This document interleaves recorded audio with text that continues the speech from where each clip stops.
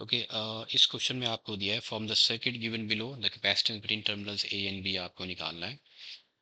तो इन सभी C1 C2 C3 ये सभी 1 1 माइक्रोफराड के हैं। CB जो है 2 माइक्रोफराड के है। तो इस सर्किट की इक्विवेलेंट कैपेसिटेंस आपको निकालनी है।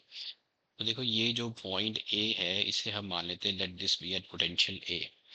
ये B जो है, अब देखो ये जो पाथ है अलोंग दिस पाथ, ये एक ही वायर है और अलोंग दिस पाथ इस पॉइंट तक कुछ भी बीच में कनेक्टेड नहीं है, तो यहाँ पोटेंशियल ड्रॉप नहीं हुआ है। इसका मतलब अलोंग दिस पाथ यहाँ तक ये भी आपका पोटेंशियल ए ही है, ए। फिर आपका बी है, तो इसके इस पाथ में अलोंग दिस पाथ ये कनेक्ट हुआ है, तो इसका यहाँ ले लेता हूँ मैं पोटेंशियल बी। फिर ये कनेक्ट हुआ है, तो यहाँ पोटेंशियल कुछ और होगा, तो यहाँ मैं पोटेंशियल मान लेता हूँ सी। तो अब आपके पास जो है, जो पोटेंशियल्स हैं, ये सभी कैपेसिटर जो कनेक्टेड है, तीन पोटेंशियल्स के बीच में कनेक्टेड है, V A V C and V B के बीच में। अब देखो, ये जो C1 है ये कनेक्टेड है पोटेंशियल A और C के बीच में। दिस A और C के बीच में आपका C1 कनेक्टेड है, तो ये आपका आ गया C1 कनेक्टेड है। फिर आपका C2 जो है, इधर C आ गया C2 कनेक्टेड है फिर से A और C के बीच में। तो C2 भी आपका A और C के बीच में कनेक्टेड है। ये A और C के बीच में ये C2 कनेक्टेड है, तो मैं यहाँ A और C के बीच में C2 कनेक्ट कर दिया मैंने। उसके बाद आपका C1 हो गया, C2 हो गया, C3 कनेक्टेड है A और B के बीच में। A और B के बीच में मैंने कनेक्ट कर दिया C3 कैपेसिटर। ओके, फिर मेरे पास रह गया C3 हो गया, उसके बाद रह गया C4 कनेक्टेड है C और B के बीच में।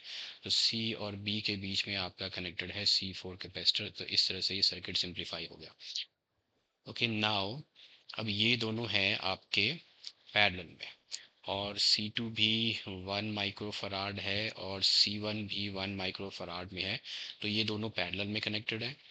तो ये दोनों पैरेलल में कनेक्टेड है, तो इनकी जो इक्विवेलेंट रेजिस्टेंस हो जाएगी, इनकी जो इक्विवेलेंट जो कैपेसिटेंस दैट विल बी, हम इसको सिंपली ऐड अप कर देंगे, तो इनकी इक्विवेलेंट कैपेसिटेंस हो जाएगी 1 + 1 हो जाएगा, इधर हो जाएगा 2 माइक्रोफराड। तो ये A और इस C के बीच में ये दो कनेक्टेड थे, तो कैपेसिटेंस, तो इनकी जो इक्विवेलेंट कैपेसिटेंस होगी वो होगी 2, क्योंकि पैरेलल में है तो सिंपली हम ऐड अप कर देंगे। उसके बाद इसके साथ सीरीज में कनेक्टेड है C4 और ये है B।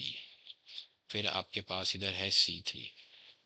तो इस तरह से ये सर्किट सिंप्लीफाई होगा। अब ये और ये सीरीज में कनेक्टेड है, तो C4 जो है वो 2 माइक्रोफराड है।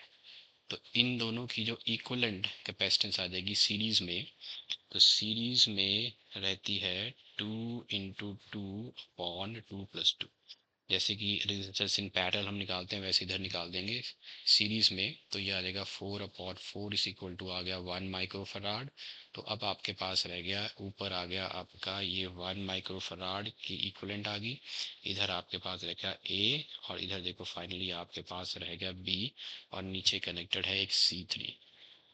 तो ये C3 कनेक्टेड है। अब C3 जो है दैट इज ऑल्सो 1 माइक्रोफराड, ये भी आपका 1 माइक्रोफराड है, और ये दोनों कनेक्टेड हैं अब सीरीज में। तो सीरीज में हम सिंपली ऐड करेंगे, तो इक्विवेलेंट जो कैपेसिटेंस आ जाएगी इस सर्किट की, इनको ऐड कर दो, 1 + 1 हो जाएगा 2 माइक्रोफराड।